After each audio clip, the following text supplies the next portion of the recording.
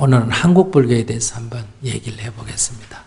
불교가 우리나라에 들어올 때 우리나라는 당시에 5개의 나라로 나뉘어져 있었습니다.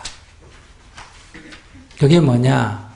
고구려, 백제, 신라, 가야, 부여 이렇게 5국으로 나눠져 있었다. 5국 가운데 부여로 불교가 전래됐다 이런 기록은 거의 없습니다. 그러면 이제 4국이 남게 되는데 이 4국 가운데 불교가 가장 먼저 전래됐다고 알려진 것은 가야입니다. 가야. 가야는 불교가 인도로부터 가야로 바로 불교가 전래됐다. 인도의 중부 지역에 있는 아유다국이라고 하는 아유다 왕국이 있었는데 그 왕국의 전법사가 다시 말하면 그 왕국의 왕녀 그러니까 왕족이죠. 왕족의 여자 그러니까 공주라고 할 수 있죠. 여기서 우리가 공주라는 것은 꼭 현왕의 딸이다 이런 개념은 아닙니다. 아시겠어요? 인도에서 보셨지만은 뭐다? 그것은 왕족의 처녀다 이렇게 볼 수가 있단 말이에요. 왕녀와 그리고 그 오빠라고 우리는 기록되어 있지만 그 종족 출신의 뭐다? 왕족 출신의 스님이다 이렇게 말할 수 있겠죠. 그들 그 오빠인 장유화상. 근데 이 여거는 그냥 아유다국 공주라고만 돼 있단 말이에요. 이름은 이제 우리식으로 바뀌어서 뭐다? 허황옥 이렇게 돼 있단 말이에요. 아유다국 공주 허황옥 공주와 그리고 그 오빠인 장유화상 등 일행이 전법의 여행을 왔다 이런 얘기. 배를 타고 법을 전하는 위해서 쭉 여행을 와서 어디에 이르렀냐? 지금의 하포에 이르렀다. 마산항에 이르렀다 이 말이에요. 그때 가야의 왕이 누구냐? 김수로 왕이다 이거예요. 그래서 이 공주하고 김수로 왕이 결혼을 했다. 그래서 가야의 불교가 맨 처음 전래가 됐다. 그래서 지금 이것은 전설 따라 삼천리처럼 생각하면 안 돼요. 왜냐하면 그때 그 사람들이 갖고 온 피사의 탑이라는 것이 지금도 일부가 남아있는데 그 돌은 우리나라에서 이렇게 나는 돌이 아니다. 그리고 김수로 왕의 그 무덤에 있는 이 문에 있는 문양 있잖아. 물고기 2마리가 마주보고 있는 이 문양은 지금도 아유다라는 도시에 가면 대부분 그런 문양이 되어 있다. 이런 얘기. 이래 전해 내려오는 얘기를 보면 이 가야불교는 아주 이렇게 결혼을 통해서 들어와서 불교가 전해졌기 때문에 이 가족으로부터 시작돼서 전파됐기 때문에 아주 굳건한 토대를 가졌다. 이렇게 볼 수 있습니다. 그러나 가야왕국이 멸망하고 가야 역사가 그 위에 계승이 안 되다 보니까 이런 얘기는 그 초기에 전해진 얘기 빼고는 나머지 어떻게 되는지에 대한 자세한 얘기는 없다 이 말이에요. 그 다음에 이제 두 번째 전래된 나라가 고구려입니다. 고구려는 전진왕 북연이 소수림왕 2년에 순도대사를 파견해서 불교로 처음 전했다. 그래서 고구려에서는 그 스님이 머무를 수 있도록 초문사를 지었다. 또 2년 후에 동진에 있던 스님인 아도화상이 또 고구려에 들어왔다. 이 말이에요. 그래서 그 스님을 위해서 이불란사를 지어서 머무르게 했다. 그러니까 여기서 중요한 거는 첫 번째 누가 전했나 하니까 전진왕 북연이 순도화상을 파견했다. 이게 첫 번째입니다. 아시겠어요? 372년. 그 다음에 이제 이 백제는 언제 불교가 전해졌느냐? 384년 고구려의 불교가 전해지고 12년이 지난 뒤에죠.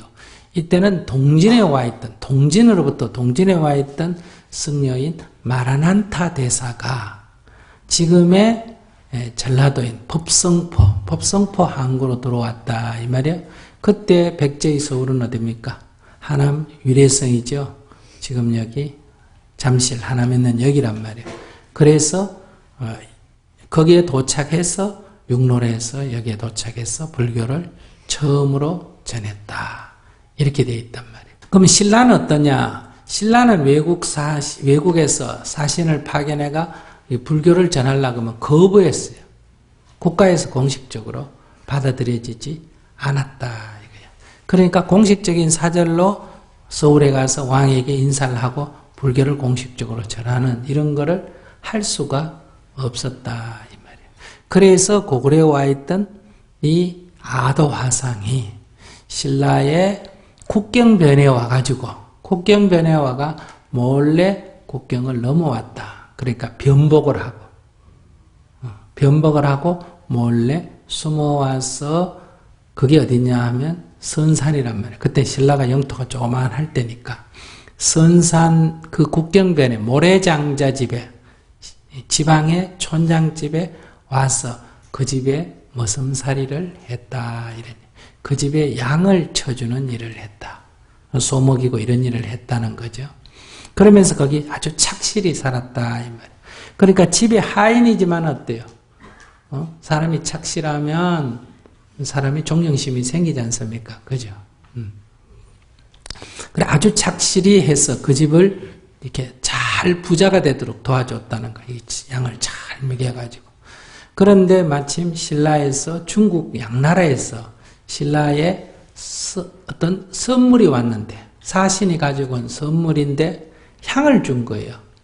그런데 신라에서는 이거 어디서 쓰는지 모른다 이거예요. 그래서 이거 어디서 쓰는지 사람들한테 물으러 다녔단 말이에요. 가지고. 그런데 아무도 아는 사람이 없어. 그러다 이걸 가지고 이 일선군 이 모래장잡집에까지 사신이 오게 된 거예요. 근데 이 아도화상이 이 집 하인이 그걸 보고는 그건 향입니다.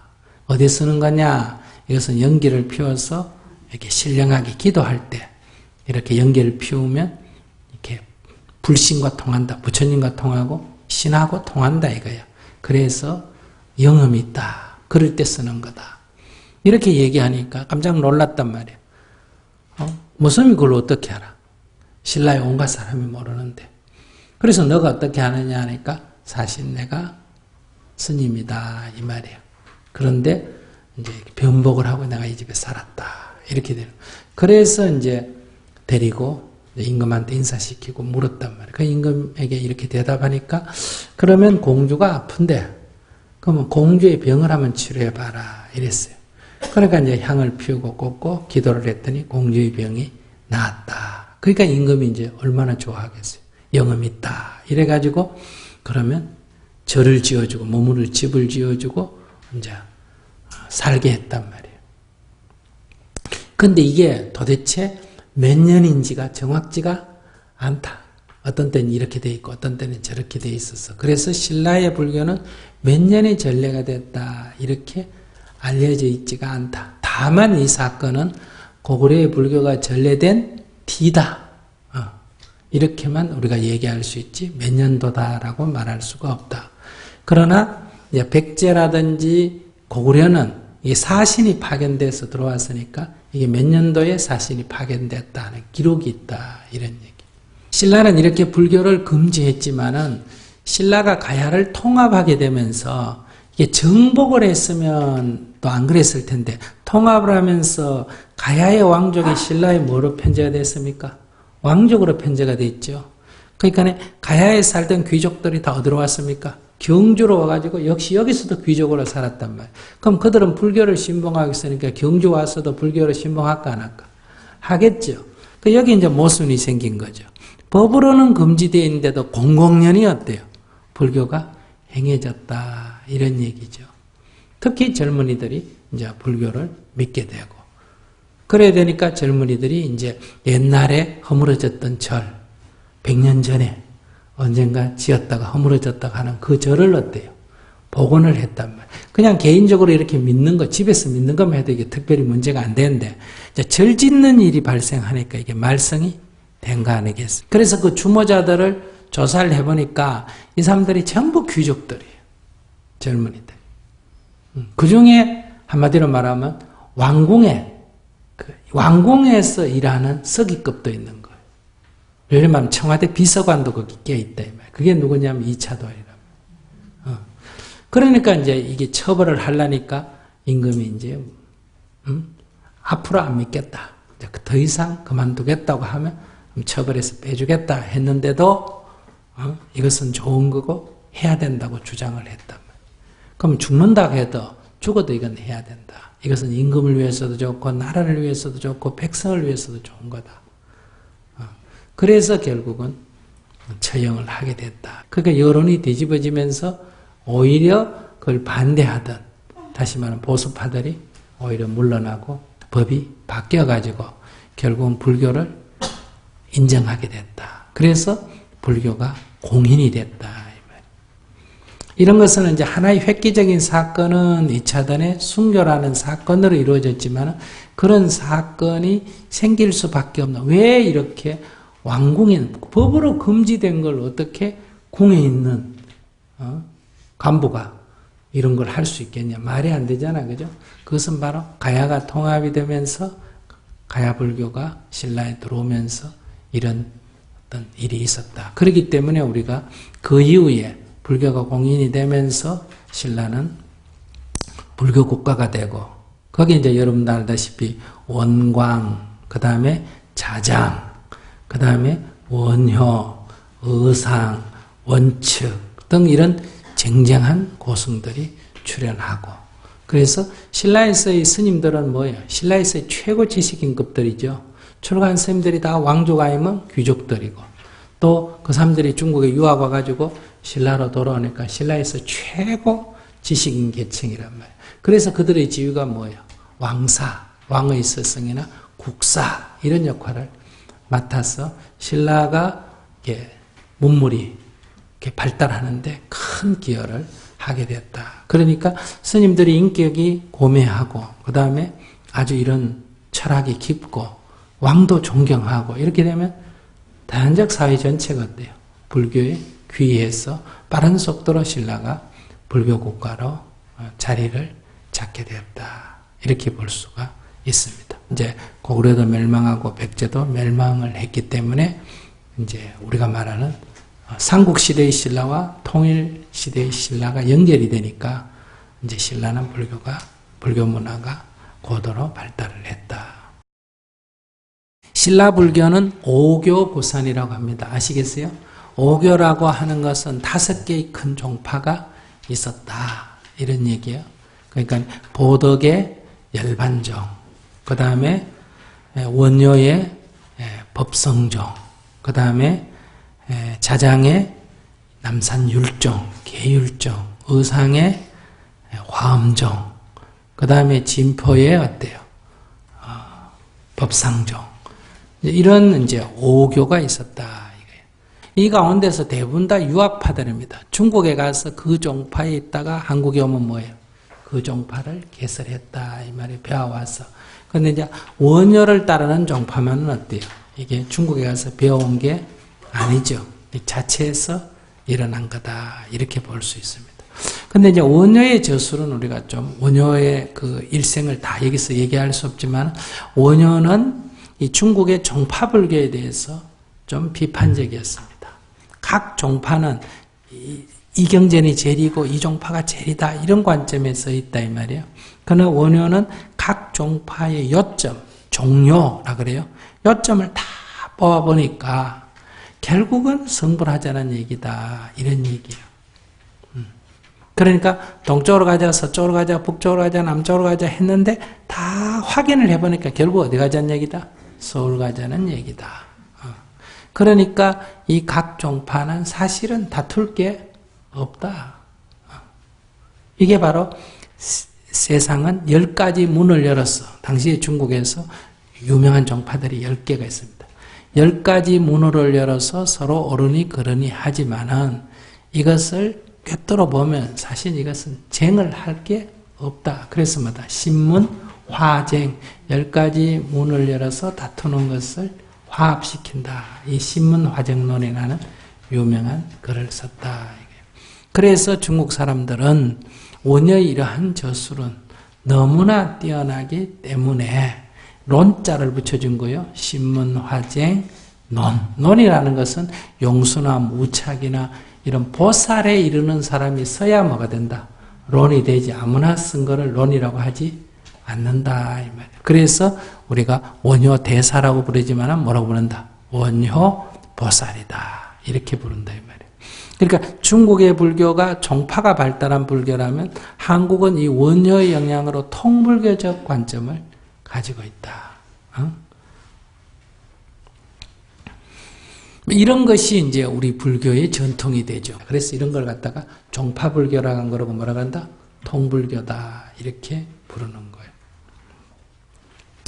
신라 만렵에 가면서 중국에서 선불교가 선종의 영향이 우리나라에 들어오게 된다 이 말이에요. 그 중국의 선종이 발달하게 되면서 그 중국에 가서 공부한 사람 중에 선종에 가서 공부를 해가지고 우리나라에 들어와서 선을 전하는 사람들이 있었는데 이 사람들이 자기가 배워와서 각각 한 문씩 열어서 배웠는데 그 신라 만렵에 9개의 종파가 있었다. 선종의 종파가 몇 개 있었다? 9개가 있었다. 이거는 무슨 사상을 내걸고 종파를 형성한 게 아니라 이 수행 집단이 9개 있었다 이 말이에요. 그걸 갖다 우리가 만다. 구산 선문이라고 하죠. 그러니까 우리나라 선불교는 원뿌리는 어디에 있다? 구산 선문에 있습니다. 아시겠습니까? 구산 선문에 있다 이런 얘기. 그래서 우리가 신라 불교를 뭐란다? 오교, 교정은 오교고 선은 구산으로 있었다 해서 우리가 구산, 오교, 구산이다 이렇게 말하는 거예요. 그런데 이것이 이제 고려에 오면서 이 각각의 종파, 오교는 오교대로 발달을 하고 선은 선대로 발달을 하는데 고려시대에 오면서 고려에서 새로운 종파가 일어나서 아주 세력을 가진 게 이게 바로 천태종이다 이 말이에요.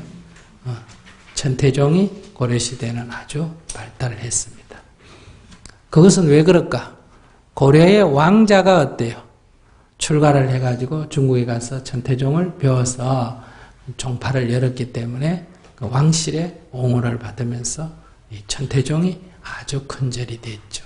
자, 그래서 그런데 이제 고려에는 이 불교가 신라의 불교를 그대로 계승하지만은 특이하다면 이제 천태종이 하나의 큰 세력을 형성한 게 있고 고려가 원나라의 복속을 받으면서는 이 라마교가 어때요? 고려 불교에 큰 영향을 줬다 이렇게 말할 수가 있습니다. 그러나 고려의 불교는 이게 지나치게 어때요? 이게 세력화되고 기득권과 결합하고 이게 사원이 막 농장을 가지고 이런 것들이 하나의 사회의 병폐라고 하는 비판이 있었다 이런 얘기예요. 그래서 고려는 주로 지배 세력, 명문 귀족들은 대부분 이제 불교적인 토대 위에 있고, 그 다음에 고려에서 소위 말해서 중간 계급이면서 이런 일단 관리들, 소위 말해서 유학이 들어오면서 거기서 공부해가 관리들이 양성이 됐단 말이에요.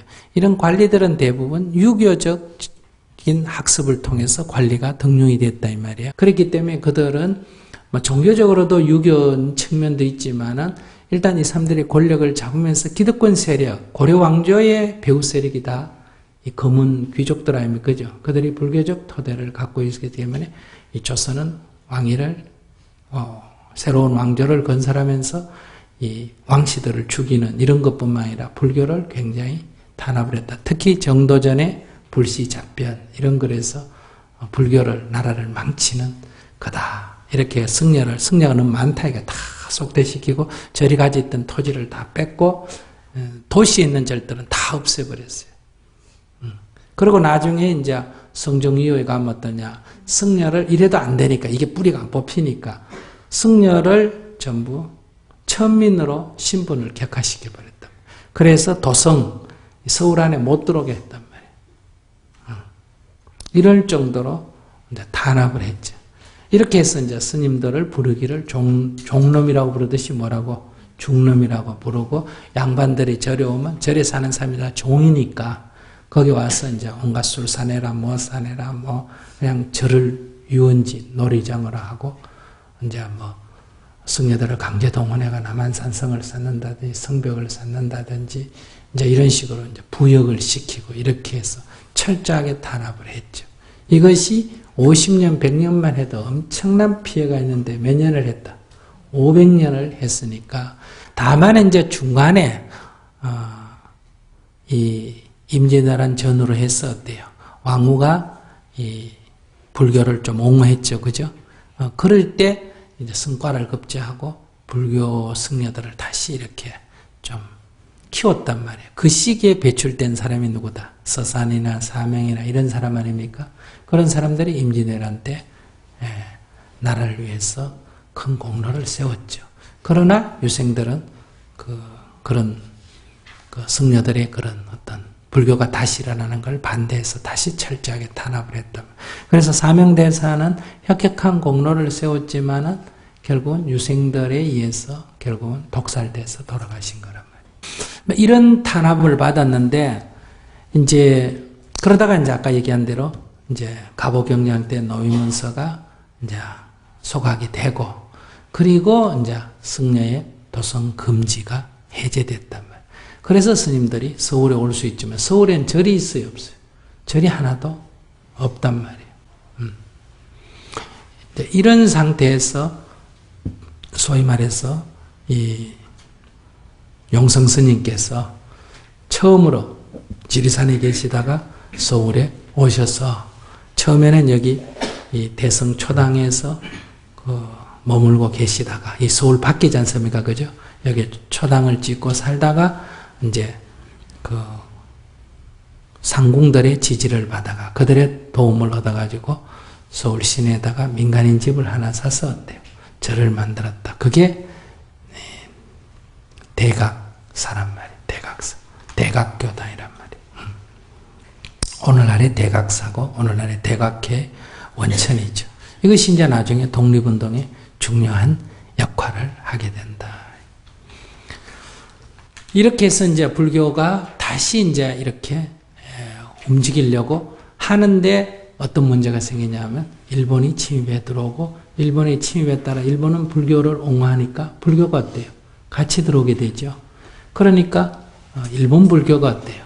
우리 사회에서 이제 확장이 되고 있죠. 그래서 불교는 일본 사람이 들어와서 불교를 옹호해주는 그런 측면에서는 불교의 발전에 도움이 되지만 그것이 곧 일본 불교로의 변화를 가져오죠. 이것이 나중에 해방된 이후에 다시 어때요?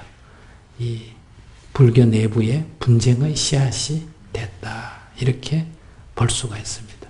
그러니까 이러한 민족사의 혼란기에 불교도 그 안에서 종교적인 독립성을 유지 못하고 사회적 혼란을 그대로 온몸으로 받아들일 수밖에 없었다. 그러니까 조선시대 500년간 탄압을 받은 그런 유산 위에서 또 일본 불교가 들어와서 또 섞이고 또 기독교가 들어와서 또 어때요? 섞이고 이런 혼란 속에서 불교가 자기 자리를 쉽게 잡기가 어려웠다. 이게 이제 한국 불교가 걸어온 길이다 이 말이에요. 완전히 불교는 나라를 망치는 종교로 이렇게 했기 때문에 그런 속에서 결국은 그래도 신앙심을 가지고 절에 가는 사람은 왕궁에도 누구다? 여자들, 상궁, 절의 상궁들 이런 사람이 많이 갔죠. 유교라는 건 기본적으로 여성을 차별하는 거 아닙니까? 그죠? 그들이 기본적으로 원하는 것도 복이지만은 또 그들은 기본적으로 문자를 모르니까 신앙으로서의 부처님 위에는 접근하기가 어렵죠. 이런 것이 몇백 년이 지속이 되어 왔다. 그래서 오늘날 한국 불교가 여성들 때문에 불교가 유지됐다. 맞죠? 그러니까 여성들에게 감사를 드려야 돼요. 여성이 없었으면 불교가 유지될 수가 없었습니다. 반대로 또 이 기복성이 지나치게 농후한 이렇게 된 것은 바로 조선시대의 신자의 주류가 여성이었기 때문에 또 형성된 거다. 이렇게 볼 수 있다. 그러니까 장단점을 다 동시에 가지고 있다. 또 불교에서 이런 어떤 미신적인 요소들이 불교 안에 많이 결합한 것은 이런 500년 동안 탄압을 받으면서 불교하고 민간신앙이 이렇게 하나가 됐다. 이런 얘기예요. 불교가 어떤 지배적인 이데올로기가 아니고 이런 바닥의 이데올로기, 바닥의 생활 종교다 보니까 이렇게 되면서 좋게 말하면 불교가 뭐했다? 그동안에 너무 기득권화되어 있다가 민중화되었다 이렇게 말할 수 있겠죠. 불교가 민중화되었다 할 수 있는 장점이 있고 또 다른 한쪽은 불교가 너무 미신화됐다, 무속화됐다 이렇게도 볼 수 있죠. 이런 유산을 지금 우리들이 가지고 있다 이거예요. 그래서 요즘은 조금은 달라지긴 하지만 옛날에 스님들이라 하면 신부나 목사나 이런 지식인 계급이 들어가지 스님들은 지식인 계층에 들어가는 건 아니란 말이에요. 이 서민 대중 속에 있었기 때문에. 그런 데서 이제 한국 문화가 최근에 와서 서구화된 거 아니에요. 그죠? 급속하게 이게 서구화된 사회 아닙니까? 그러니까 기독교인들은 서구적 경험을 가지고 왔을 뿐만 아니라 목사들이 미국이나 유럽에 유학 갔다가 거기서 배워가 오면 이게 한국에서 가장 앞선 사람이 되잖아요. 한 5년, 10년 있으면 한국 사회도 그래 갑니까? 안 갑니까? 가죠. 그러니까 한국 사회가 이미 농경사회일 때 이것은 뭘로 바뀔 거라는 걸 안다. 산업화하면 이거 봐라. 산업사회로 바뀌고 산업사회로 바뀌면 노동문제가 생길 거 알고 다 알고 아니에요. 그죠? 그럼 거기서는 이미 산업성교한 경험이 있고 이러니까 가서 배워오고 또 미리 대처하고 도시화되는 과정, 젊은이에 대한 교육 이런 게 있잖아요. 불교는 농경사회에서 또 탄압받고 지낸 500년 동안 아무런 대책이 없었잖아.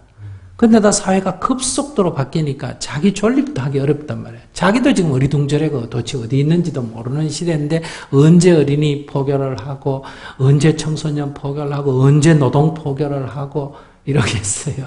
그러니까 여기에 무대책이었다. 민주주의에 대해서 어떻게 대처하고 인권에 대해서 어떻게 대처하고 여성 문제를 어떻게 이런 게 아무런 과거에 경험이 없었단 말이에요. 특별히 탄압을 안 받아도 이런 경험을 갖기가 농경사회, 전통사회에서 새로운 사회에 어려운데 특별히 탄압을 또 받아가지고 아무런 사회의 리더십을 못 갖고 500년 지냈단 말이에요. 이런 데서 지난 100년 동안은 불교가 사회적인 리더십을 갖기가 어려웠다 이 말이에요. 그런 데서 이제 지금은 이제 불교가 이제 겨우 이제 절 짓고 이제 겨우 이제 교육하고 해가 자리 잡아가는 수준이란 말이에요. 그런데 이게 또 문제는 이런 이제 과정 속에서 일제의 병폐 때문에 비구 대처 싸움이라고 하는 이런 험난한 불교 내부의 분쟁을 겪게 되고 그 소수의 비구, 그러니까 일제시대 때는 다 일본 불교 영향을 우리나라 스님들이 대부분 다 90% 이상이 결혼을 했습니다. 그러니까 일제시대, 조선시대 때 그렇게 탄압받고 천대받다가 일본 시대 턱 들어오니까 결혼해도 된다 그러고 또 뭐예요? 본사주지 대우도 아주 잘해주고 그 다음에 또 일본에 가서 유학하면 일본에서는 아주 불교대학이 아주 발달돼 있지 않습니까? 거기서 공부해가 한국에 돌아오니까 이 스님들이 이 한국에서 금방 지식계층화하고 이 리더십을 가지게 됐단 말이에요. 그러니까 종교적, 민족적으로는 일본에 이런 독립 문제가 있지만 종교적으로 보면 어때요? 같은 민족인 유교, 조선시대에 비해서 일제시대는 어때요? 불교인들의 종교적인 측면에서 보면 굉장히 좋은 시절에 속합니다. 그래서 천주교가 이게 문제야. 조선시대는 천주교 탄압했잖아요. 그죠? 일제시대 들어오면서 천주교는 우리 정치 문제 관여 안 할 테니까 뭐다? 천주교 탄압하지 마라. 우리 이 정교하는 데만 관여 안 하면 우리도 정치적인 문제 관여 안 하겠다. 그래서 천주교는 독립운동에 참여를 안 했단 말이에요. 그러니까 이게 이제 얼마나 지금 역사적으로 큰 뼈아픈 손실 아닙니까? 3.1 독립운동 뭐 선언서 할 때마다 천주교는 늘 그 실수를 하잖아요. 우린 그래도 스님들이 좀 참여해 놓으니까 같아요. 괜찮지. 이런 데서 우리가 그 종교가 자기 종교적인 이익만 생각을 해서 이 어떤 역사적인 사회적인 과제 이게 외면하게 될 때는 그 시대는 괜찮지 몰라도 그 다음 시대 가면 어때요? 또 큰 이게 단점이 된다 이 말이에요. 그러니까 우리가 민주화 시대에 천주교가 어때요? 명동성당이 민주화의 성지처럼 됐잖아, 그죠? 그때는 오히려 정치적으로 여러 가지 손실을 봤잖아요. 그러나 민주화가 이루어지면서 국민들에게는 천주교 이미지가 많이 개선됐잖아요. 그러니까 천주교 신자가 어때요? 급격하게 늘었단 말이에요. 그러니까 우리가 하나하나 가리켜서 어떤 전법도 있지만 우리가 사회적인 과제를 해결함으로 해서 국민적인 지지를 받는 것이 얼마나 중요한가 하는 것을 우리가 역사 속에서도 볼 수 있다는 거죠. 아무튼 불교는 이렇게 해서 해방이 되고 나서는 이 비구대처 싸움에 이게 내부 에너지를 뺏기고, 그 다음에 산업사회로 급격하게 바뀌는 사회에서 불교는 어디에 기반을 두고 있었어요? 농촌에 기반을 두고 있었죠. 도시에 전혀 경험이 없잖아요. 이런 데서 또 뒤지게 되고. 이제. 그런데 요즘은 이제 불교가 좋은 거는 사람들이 거꾸로 요즘 일요일 때면 다 도시에서 어디로 갑니까? 산으로 가죠. 그러나 이런 것들이 힘으로 되지 못하는 이유는 어디 있다? 바로 이 담마에 귀한 사람들로 이게 훈련이 안 된 사람들이기 때문에 수가 많다고 이게 아무 힘이 안 된단 말이에요. 기독교인은 그것이 다 나름대로 어떤 성경 공부를 하고 신앙으로 훈련돼서 만들어진 조직 집단이고, 절에 있는 사람들이 분위기 따라 형성된 집단이란 말이에요. 그렇기 때문에 이게 양이나 이런 이제 외형적으로 보면 상당히 어느 정도 변화가 온 것 같은데, 그러나 이제 내용적으로 보면 아직도 이게 불교의 어떤 정통성, 소위 정법으로 자리 잡는 데는 아직도 많은 시간이 요할 거다. 이게. 그럼 우리 정토회 같은 데서는 바로 그런 문제에 있어서 정법의 계승이라는 측면의 문제를 안고 있다. 이거예요. 우리가 어떻게 이 부처님의 근본 가르침을 계승하고, 그 다음에 대승불교의 초기 문제의식을 계승하고, 그리고 다시 선불교의 초기 문제의식을 계승해서 지금 어떻게 우리가 정법을 계승하면서도 이 시대의 새로운 모양, 시대적 과제를 어떻게 해결할 것인가. 이것이 이제 한국불교에서, 한국불교 전체 가운데서도 문제의식을 갖는 사람들이 이제 짊어져야 할 과제다. 이렇게 볼 수 있죠. 그러니까 지금 우리가 이렇게 불교사를 공부하는 것도 불교의 특징이 뭐냐, 또 부처님의 일생을 공부하고, 그 다음에 근본교설이 뭐냐, 그리고 이 불교 역사 재미없잖아, 어떻게 보면. 너무 복잡하고 2500년 역사를 공부하니까 복잡 안 할 수가 없죠. 그러나 이런 간략한 이런 형태를 하는 것은 결국 이게 현실이니까. 무슨 말인지 아시겠어요? 잘했든 잘못했든 이것이 어떻게 보면 이런 다양함은 풍요로움이라고 볼 수도 있죠. 어떻게 보면 변질이라고 볼 수도 있지만, 이런 역사 속에서 현존하는 불교는 이렇게 다양하게 벌어져 있다. 이런 얘기. 거기에 객관적으로는 우리가 그 중에 아주 일부분의 한 부분에 놓여 있다. 세상에 태어나서 대승불교만 보면 세계가 다 대승불교인 것 같지만, 대승불교는 세계 여러 불교 가운데 하나고, 우리가 다 여기 살다 보면 선불교만 제일인 것 같지만, 선불교라는 것은 여러 불교 가운데 하나고, 그래서 이제 우리가 생각하는 것은 우리의 전통이 뭐냐 하는 것을 우리가 알아야 되는 것. 우리의 전통이 뭐냐. 두 번째는 그러나 다른 사람에 대해서도 알아야 된다. 그래서 우리의 전통에 대한 자신감을 가지고 정체성을 갖고 있되, 다른 것들에 대해서 열린 마음을 가져줘야 된다. 이것이 불교적인 사상에 부합하는 거다 이거예요. 폐쇄적이 되면 이건 불교적인 게 아니에요. 그러면 자기의 정체성도 못 가지고 있어도 이건 불교적인 게 아니다 이 말이에요. 그러나 우리가 이것이 좋든 나쁘든 어떻든 우리는 알고 선택을 해야지, 모르고 선택해서는 안 된다 이거예요. 그래서 대승경전에 이러한 비판이 있는 줄 알고 우리는 그 대승경전을 읽어야 되고, 선의 이러한 역사성을 알고 우리는 선을 받아들여야 된다. 그래서 용성스님께서 결국은 불교가 이렇게 권위도 잃어버리고 이런 상태에서 불교를 어떻게 새롭게 중시킬 것인가, 이런 문제가 제기됐단 말이에요. 그러니까 첫째는 우리 불교인들이 복을 지어야 된다.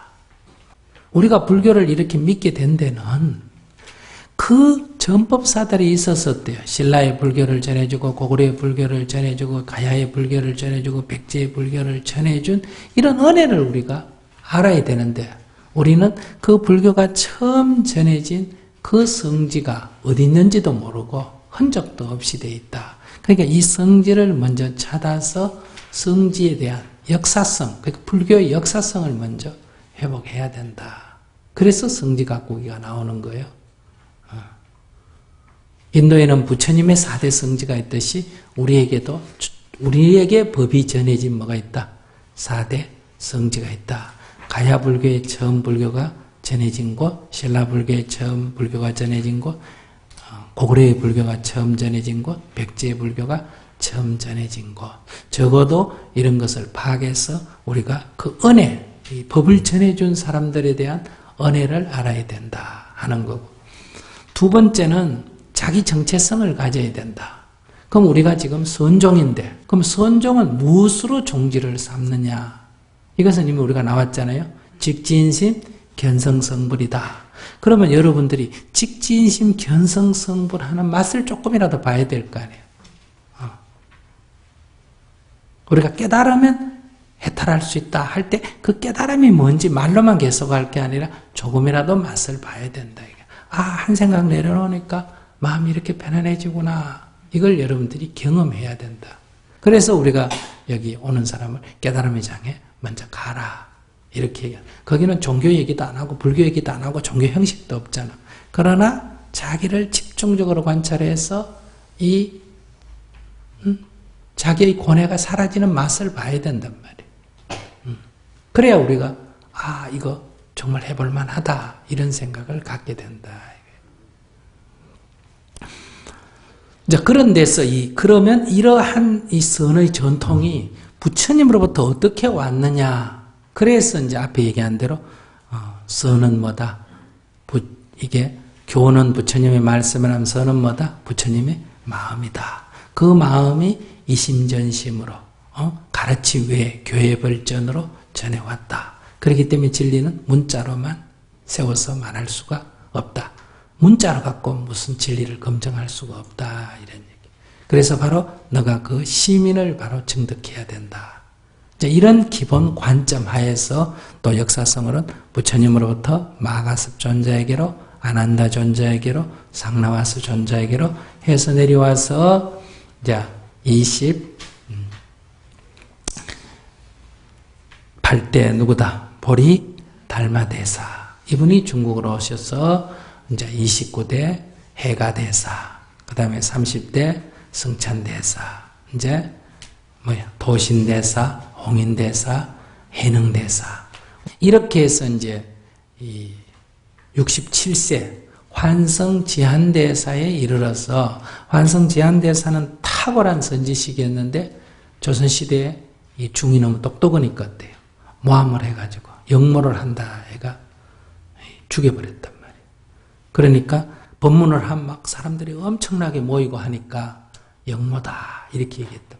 그래가지고 수색을 하니까 역모라고 할 아무것도 없잖아. 근데 스님들 바로가 다 무슨 바로예요? 철바로란 말이에요. 아시겠어요? 그 철바로를 가지고 뭐 했다? 이거 언제든지 녹여가 창 만들면 어때요? 만들 수 있다. 이래가 역모를 깼다. 해가지고 제주도에 귀양 보내가지고 일주일 만에 죽여버렸단 말이에요. 독약을 하사해가지고. 그래서 여러분들이 제주도에 가면 거기에 누굽니까? 환성지한대사 숭조지가 있단 말이에요. 이렇게 해서 이제 법맥이 끊어졌죠. 그러니까 이게 법맥이 끊어진다는 것은 이 정법을 개성한 사람들이 있어야 아무리 어렵더라도 이걸 다시 일으킬 수 있는데, 이 법의 눈이 없는 사람들이 있다 보면 수가 많다고 얘기되는 게 아니란 말이에요. 법의 눈이 있는 사람은 금방 또 새로 일으킬 수 있으니까. 이렇게 해서 혼란기에 있다가 용선지 인종대사가 다시 법을 개성해서 어때요? 우리가 만약 새로운 불교를 일으키기 시작해서 첫 번째 그분이 하신 분이 이 불교의 맥을 이었다 이 말이에요. 이런 게 뭐 다 흐지부지 된 거를 다시 말하면 옛날에 무슨 하나의 가문을 다시 일으키려면 뭐를 만들었다? 족보를 다시 복원했다 하듯이 정통성을 확보했다. 우리는 이런 법을 개성했다 이거예요. 그러니까 이것은 중국 불교나 딴 불교보다도 우리는 더 부처님의 근본 정신을 개성하고 있다. 이런 게 있고, 그 다음에 이제 불교가 이게 단막 없는 불교를 했지 않습니까? 그죠? 그러니까 불교라는 것은 그게 아니다. 불교라는 것은 이렇게 합리적이고 심오한 거다 해서 여러 불교 책을 내서 유포를 시켰단 말이에요. 그 다음에 경전을 어때 읽어야 되잖아. 그죠? 경전이 다 한문으로 되어 있으니까 그 다음에 경전을 번역했단 말이에요. 그래서 경전을 최초로 번역을 하고. 그 다음에 이 불교 신자가 불교가 탄압받다 보니 불교 신자가 되는 의식이 없어져 버렸단 말이에요. 부처님 당시에 우리가 읽으면 구리가장자가 그 신자가 되는 의식이 있지 않습니까? 그죠? 그래서 다시 3기 5개를 받는 의식을 복원을 하고 어린이 포교를 하고 서울 시내에다가 절을 세워가지고 그 당시에 뭐 기와집 지을 힘이 안 되니까 민간인 집을 하나 사가지고 절을 만들어가지고 포교를 하기 시작했다. 이렇게 해서 계율을 또 다시 정비하고. 그런데 여기서 이제 하나 중요한 것은 역시 사회적 과제를 불교가 사회에 아무런 리더십이 없으니까 사회적인 가장 큰 과제에 대한 리더십을 발휘해야 되지 않습니까? 그러니까 바로 나라를 잃은 상태에서 사회에서 가장 큰 과제가 뭐예요? 독립운동이란 말이에요. 그 독립운동의 이 시대적 과제를 이게 리더십 아니겠어요? 사회적 리더십. 그래서 사람들을 모아서 나라를 되찾는 운동을 해야 된다. 이래가지고 처음에는 어떻게 생각했나 하면 나라가 망했으니까 조선조 만렵에 지방 관리라도 한 사람, 사또라도 한 사람, 관찰사라도 한 사람 이런 사람이 있을 거 아니에요. 그죠? 그들이 그래도 나라에 녹을 먹고 자랐으니까 나라를 읽으면 그 사람들이 제일 먼저 독립운동 해야 될 거 아니에요. 그래서 전국으로 다니면서 수령방백을 다 만났는데 독립운동 하겠다는 사람이 아무도 없단 말이에요. 그래서 이제 두 번째 찾아간 사람 뭐냐? 종교인들은. 그 당시에 종교세가 제일 큰 게 어느 종교예요?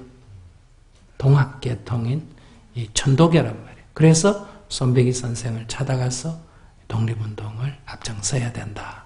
이제 이런 제안을 하게 된. 그래서 손배기 선생이 볼 때는 그때 불교세도 얼마 안 되고 특히 기독교세는 영 형편없는 시대 말이에요. 인구의 1%도 안 된 시대니까. 그러니까 하려면 천도교 혼자 하지. 뭐 때문에 딴 거하고 같이 하겠어요. 그러나 어떤 일을 할 때는 크든 작든 같이 해야 이게 어때요? 의미가 있잖아요. 그죠? 그래서 천도교를 설득하고 기독교를 설득하고 그래서 해가지고 이렇게 해서 만든 게 뭐다? 3.1 독립선언이란 말이에요. 원래 세 개의 종파가 이제 11명씩 해서 33인이 이제 서명을 하려고 했단 말이에요. 그런데 기독교가 이게 얼마 되지도 않는데 또 장로파고 감리표가 어때요? 같이 안 된단 말이에요. 따로따로 해야 된다. 그럼 수도 얼마 안 되는데 따로따로 하면 또 천도교가 또 반대를 했단 말이에요. 이 날짜는 다 돼가는데. 그래서 이제 불교계가 양보를 해가 불교는 2명만 들어가고 나머지는 나눠줘가지고 조절을 했단 말이에요. 이런 역사를 모르니까 기독교는 뭐 직원 수가 억수로 많고 불교는 2명밖에 안 되고 이렇게 얘기를 한다면 그런데 이런 거 지금 밝힐 필요가 없는 얘기예요. 어떻게 우리가 백성으로서 나라를 지킬 거냐 나라를 되찾을 거냐 이런 게 중요하지 그러면 누가 했다 이런 게 중요한 건 아니니까. 그러나 이런 운동을 통해서 용성 스님과 한용운 스님이 나라의 독립운동에 나섰기 때문에 어때요? 불교의 사회적 위상을 어때요? 엄청나게 높여놓은 거지. 근데 막 이런 일을 안 했다. 그럼 불교 안에서만 뭐라 했다 했으면 이거 불교의 위상이 높지가 않죠. 그런 측면에서 우리가 사회적 리더십 그것이 세속 권력과 결탁하는 게 아니라 희생을 치르면서도 민중의 고통을 대변하고 사회적인 과제를 해결해야 된다. 그런 측면에서 우리의 한국 역사의 이런 한국 불교사의 흐름을 우리가 알고 이런 위에서 우리가 불교가 막 이렇다 저렇다 불평하면 안 돼요. 그나마 500년간 탄압받고도 요만큼이라도 흔적이라도 남겨준 걸 뭐라고 생각해야 된다? 정말 고맙게 생각하고 여기서 우리가 해결해야 될 과제는 우리가 짊어져야 할 역사적인 짐이다. 이렇게 봐야지 불평불만한다고만 해결이 되는 게 아니고 또 이게 아무 문제 없는 거다 이래 봐도 안 된다. 문제가 굉장히 많죠. 그러면 이런 문제들을 우리가 과연 어떻게 해결할 거냐. 오늘날 불교라는 이름으로는 다양한 형태의 종교 모습을 가지고 있습니다. 어떤 측면에서 주장하는 사람들은 불교의 아주 그 근본성, 그것만을 바라보고 이것만이 정법이다. 다른 것은 불교가 아니다.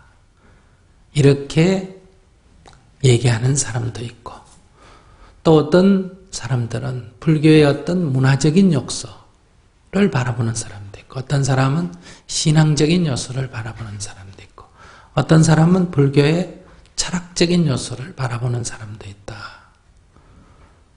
또 일부 요즘 과학자들 중에는 불교 사상과 과학과의 연결을 말하면서 불교의 과학성에 대한 얘기도 한다.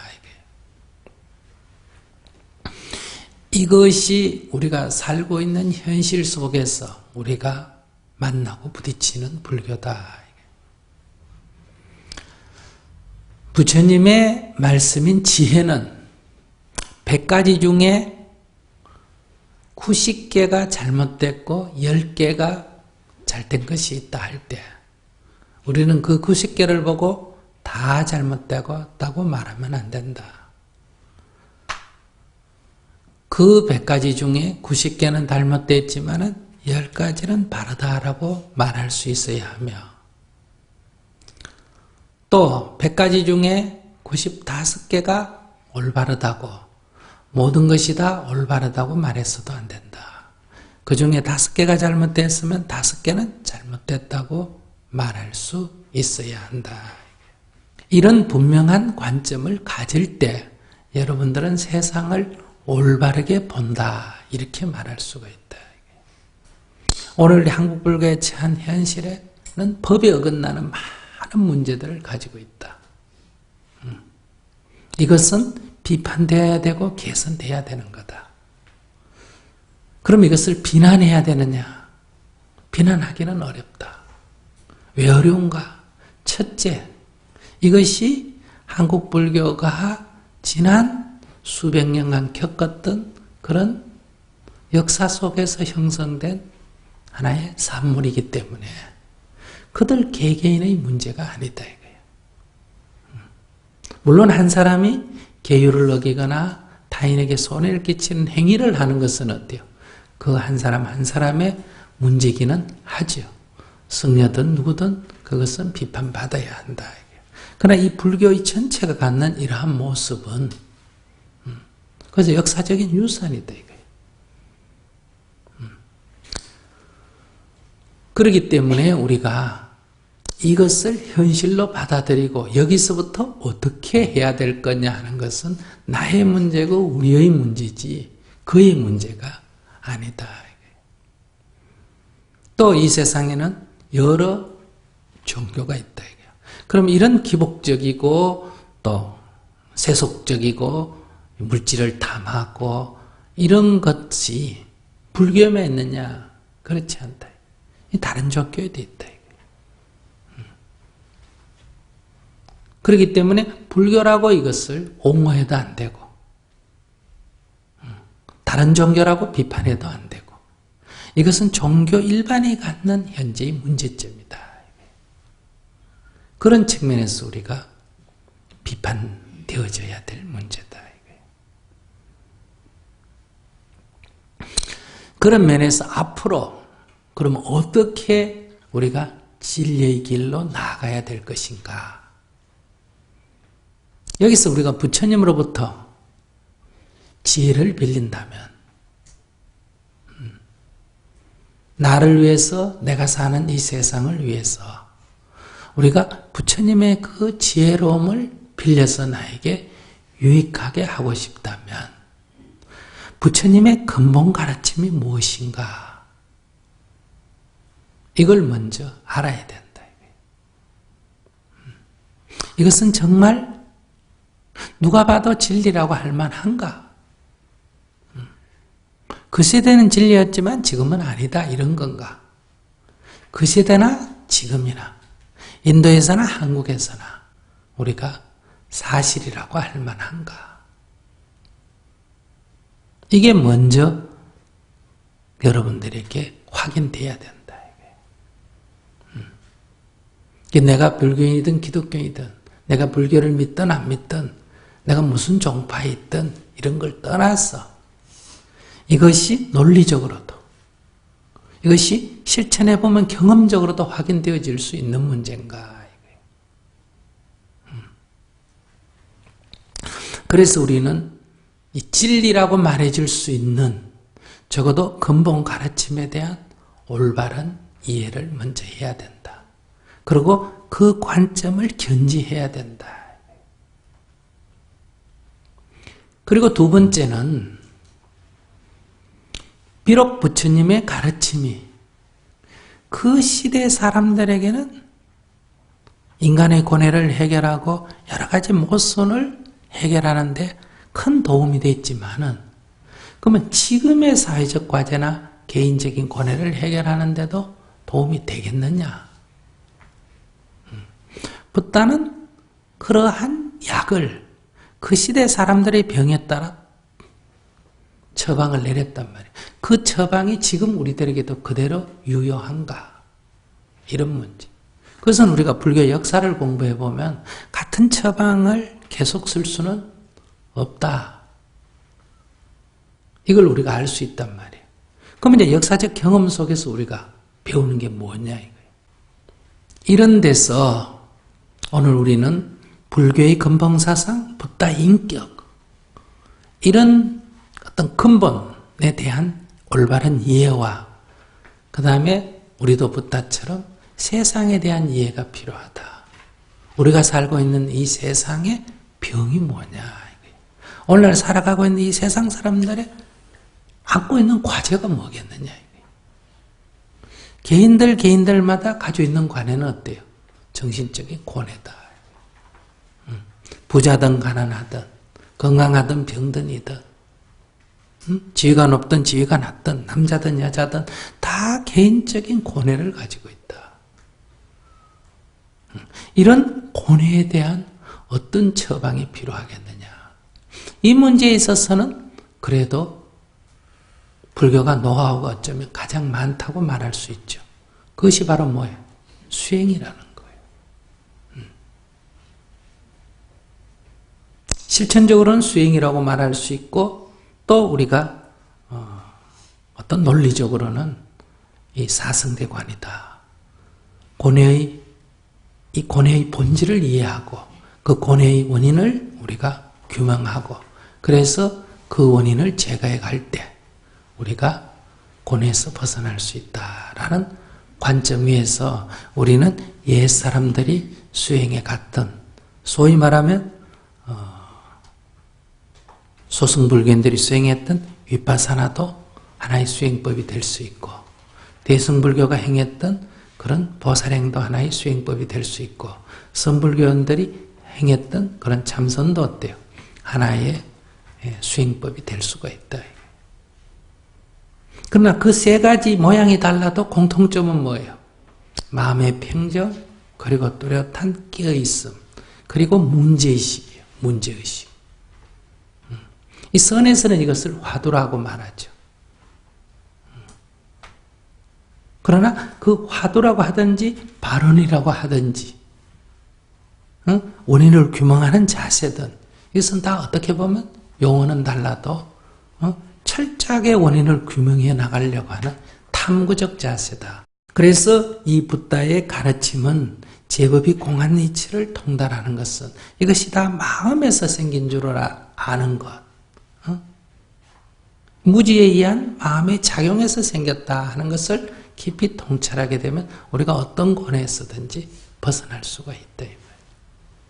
이것은 명확하게 현대인의 정신적인 이런 방황에서 벗어날 수 있는 처방이 된다.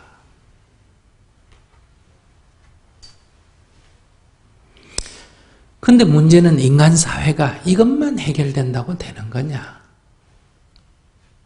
이것만 해도 큰 과제입니다. 그러니까 오늘날 우리가 아무리 수행을 한다 하더라도 전쟁이 일어나거나 환경공해가 일어나 버리면 어때요? 이러한 내 마음의 수행과 관계없이 우리는 고통을 겪게 된다. 물론 그런 속에서도 기쁘게 죽는, 이렇게 가면 어떤 경우에도 가능하긴 하지만, 그런 데서 이 세상의 문제는 어떤 것들이 있는가? 그것은 이 지구상 전체로 볼 때 사람들이 볼 때 정말 아직도 굶주려서 죽어가고 병들어서 죽어가고 지나치게 가난해서 찌든 속에서 인간 이하의 삶을 사는 고통받는 사람들이 있다. 이들에게 마음 공부하라. 그것도 마음 공부하면 해결될 수는 있다. 그러나 이게 마음 공부하라는 문제만으로 철회하기에는 그들의 생존적인 위협이 너무 크다. 그럼 이럴 때 불교에서 가르치면 어떤 거하고 관계가 있겠느냐? 그것은 바로 대승불교가 여기엔 답이 된다. 바로 그 정성의 고통을 나의 고통으로 느끼는 게 중요하다. 고타마시 따라타가 사문유관을 통해서 그 대중들이 겪는 고통을 자기의 고통으로 본 거다. 그럴 때 우리는 대승불교가 말하는 보시바라밀, 이들에게 내가 가진 것을 조금이라도 나누어서 그들의 아픔을 치유하면서 그것이 곧 나를 위함을 아는 이런 실천적인 행동이 필요하다. 그러니까 우리가 이러한 실천적인 행동은 오히려 소승불교보다는 어디서 배울 게 있다? 대승불교의 문제의식에서 우리가 배울 수가 있다. 보살의 행에서 배울 수가 있다. 그럼 붓다의 삶에도 이건 있습니다. 부처님께 공양을 올리는 공덕과 같은 공덕이 뭐냐? 최고의 공덕이 되는 것. 정말 복을 지으려면 최고의 복을 짓는 건 뭐냐? 사람이 배고파서 죽을 때 그것을 먹여서 살리는 거다. 부상을 당하거나 병이 들어서 죽어갈 때 그것을 치료해내는 거다. 가난에 찌들어 있거나 두려움 속에 있는 사람을 돕고 위로하는 거다. 이러한 가르침 속에서 우리가 불자가 어떤 자세와 태도로 가져야 되느냐 하는 게 나온다. 그래서 다시 정리하면 이제 우리가 이렇게 불교를 공부하는 이유는 첫째, 근본 가르침을 정확하게 이해하는 것. 그리고 역사의 흐름 속에서 왜 그것이 이렇게 변질됐느냐, 거기에서 어떻게 근본에서 벗어나게 됐느냐, 그리고 근본에서 돌아오려고 그들이 어떤 노력을 했느냐, 이런 역사적인 우리가 교훈을 얻고자 하는 거다. 이것을 통해서 결국 그러면 나는 어떻게 할 거냐, 우리는 어떻게 할 거냐, 이거 해답을 얻기 위해서 우리가 이런 공부를 하는 거지, 이런 거 공부해가지고 무슨 박사 논문 쓰려고 하는 것도 아니고 많은 지식을 갖기 위해서 하는 것도 아니다. 결국 지금 내가, 우리가 앞으로 어떤 삶을 살아야 되겠느냐, 불교로 말한다면 어떤 새로운 불교 운동을 일으켜야 하겠느냐, 이 문제로 결국은 귀결이 된다. 이럴 때 우리는 과거의 불교 운동 이런 것만 참고할 게 아니라 이제는 뭐까지 참고해야 된다? 다른 종교까지도 참고를 해야 됩니다. 우리가 선불교 또는 대승불교라고 한다 해서 이것만 갖고 얘기할 게 아니라 밀교에 대한 거든 소승불교에 대한 거든 이런 것도 다 참고를 해서 우리가 더 나은 바른 관점을 가져야 되며, 또한 다른 종교에 대해서도 우리가 다 열린 마음으로 가져서 우리가 거기에서 배울 건 배워야 된다. 그런 데서 오늘날 우리가 각 나라 또는 각 나라의 불교, 각 종단의 불교뿐만 아니라 다른 종교 또는 세계 각 학문에 대한 것까지 다 사회과학뿐만 아니라 자연과학, 인문과학까지도 우리가 고려해야 된다. 진리가 과학적으로 보면 어긋났는데 종교적으로는 진리다, 이런 건 있을 수가 없다. 근데 우리의 관심이, 우리가 과학자가 아닌데 과학을 연구할 필요가 없고 역사학자가 아닌데 무슨 불교사를 전공할 필요는 없지만은, 그러나 우리가 서 있는 진리의 길로 가는 것이 과학적으로 위배되어서도 안 되고 논리적으로 위배되어서도 안 되고 철학적으로 모순이 있어서도 안 되고 윤리도덕적으로 어긋나도 안 된다, 이 말이에요. 우리가 이런 관점에 서서 나아가야 된다. 물론 현실에서는 가끔 이제 앞에서 얘기했지만 우리가 약간씩 치우칠 수는 있겠죠. 그러나 그것을 교정하면서 나아가야 된다. 이제 이것이 우리가 앞으로 불교가 나아가야 할 점이다. 그것이 뭐 불교 이름으로 나아가든 뭐 불교 이름을 버리고 가든 그런 것 그리 중요한 게 아니다.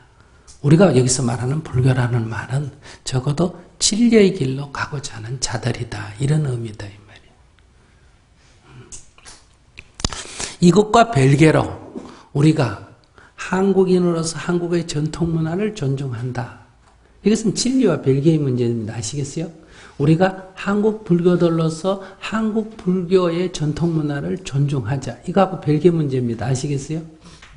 그러니까 진리의 관점에서 볼 때는 여기는 한국 사람이 일본 사람이 하는 걸 뛰어넘어야 됩니다.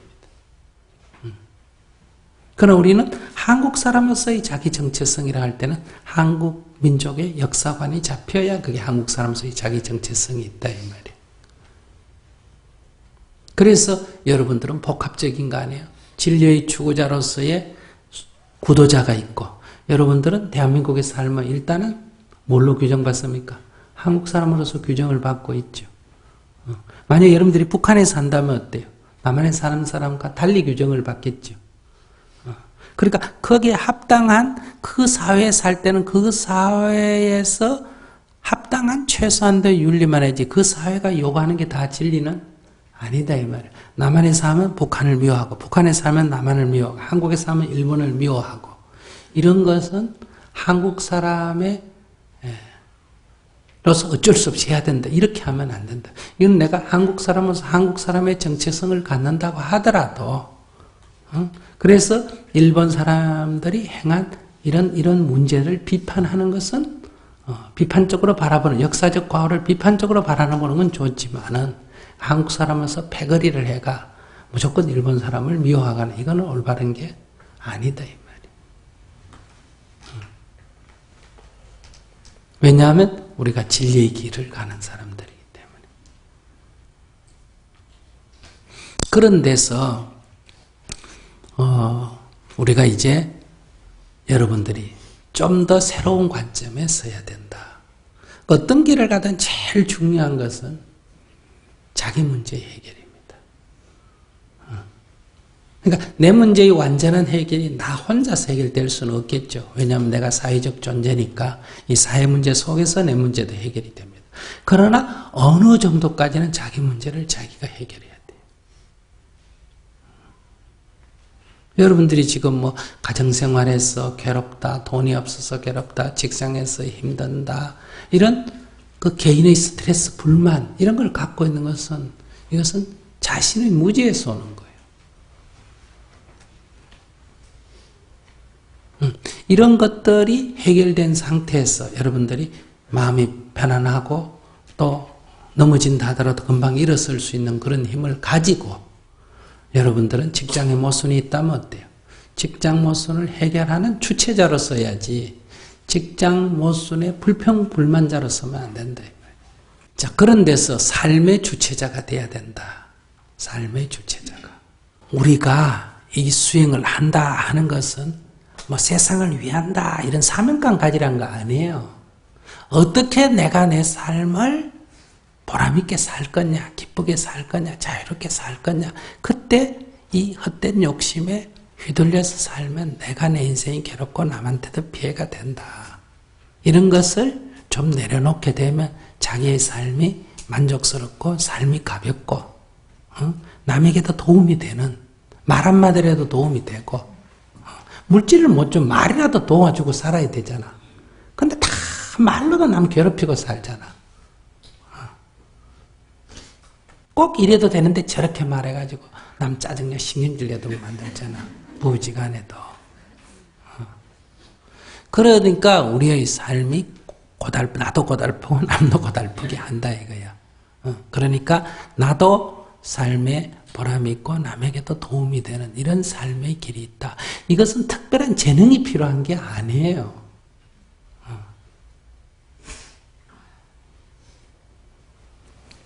그런 삶의 길을 살아가는데 우리가 부처님의 가르침을 이렇게 공부하고 그 입장에 서보면 분명히 그 길이 나온다 이거예요.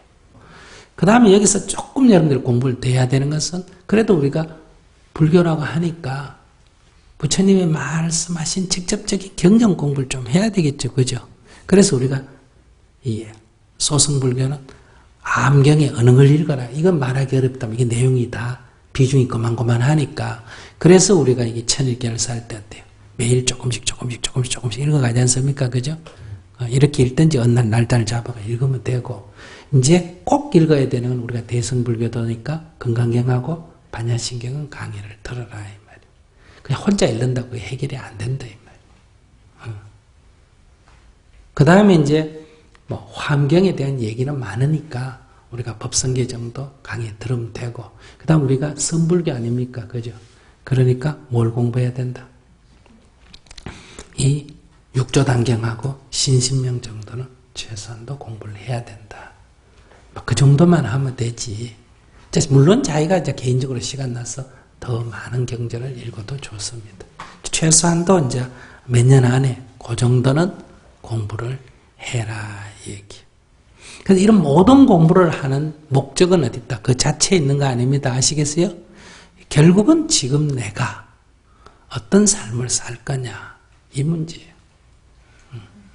그 어떤 삶을 살 거냐 하는 건 다시 두 가지예요. 하나는 내가 어떻게 내 자신의 삶을 편안하게 행복하게 살아갈 거냐. 내 삶이 이 세상에 어떻게 조금이라도 유용하게 쓰일 거냐. 그 유용하게 쓰인다는 게 뭐겠어요? 그것이 바로 이 사회가 안고 있는 과제들을 해결하는데 어떤 도움이 될 거냐. 그럼 이 사회적 과제가 뭔지를 알아야 된단 말이에요. 가장 근원적인 문제는 환경 문제고, 가장 시급한 문제는 뭐다? 굶어 죽고 병들어 죽는 사람의 문제. 이거는 시급한 문제에 속합니다. 응급으로 대응해야 될 문제고. 그러나 우리 인류 문명에서 지금 제일 근원적인 문제는 인간이 갖는 이 욕망, 이걸 추구해 살아가는 이거에 대한 어떤 제동을 거니까 이거는 수행이라고 할 수 있거나 전법에 둬야 되고, 그 다음에 이것으로 인해서 발생되는 이 환경 문제를 우리가 어떻게 철학적으로, 어떻게 이론적으로라든 실천적으로는 어떤 대안들을 만들어낼 거냐. 그렇지 않으면 이제 우리가 다 그냥 공멸로 갑니다. 여러분들은 살아있을 때 그런 일이 벌어질지 모르지. 그건 안 그러면 내 자손들이 당할지는 모르지만 요즘 증상으로 보면 어때요? 효과가 아주 그냥 하루하루 다르게 나타나죠. 그러니까 이것이 먼 100년, 200년 후의 문제가 아니라 현실의 문제로 점점 다가오고 있는 문제다.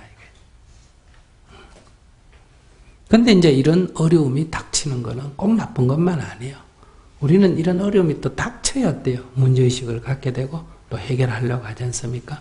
지장보살은 지옥에 가서 중생이 다 구제된 다음에나 행복할까? 구제하고 있는 중에도 행복할까?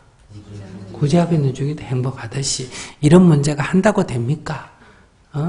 그 도와준다고 북한 사람들이 안 굶어 죽습니까? 이런 얘기는 항상 이 관념론자들이 하는 질문이에요.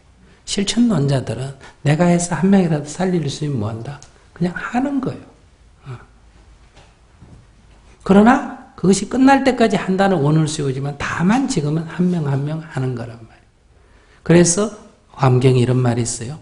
보살에게 있어서의 정토란 이미 완성되어 있는 국토가 아니라 완성을 향해서 보살이 활동하는 국토다. 그럼 지장보살에게 있어서는 지옥이 뭐다? 정토다. 그에게 있어서는. 그러니까 좋은 세계다 이런 뜻이 아니란 말이에요. 그리고 오늘날 정토 행자들에게 있어서는 지금 우리가 살고 있는 이 세상이 뭐다? 정토다.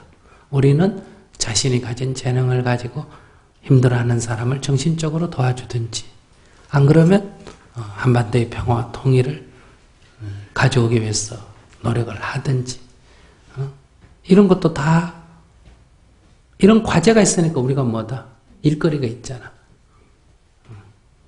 그 자기에게 주어진 일거리를 우리가 게을리할 필요가 없다 이런 얘기.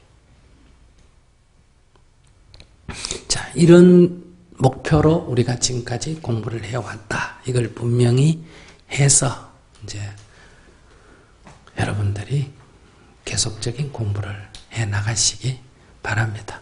그동안 수고들 하셨습니다.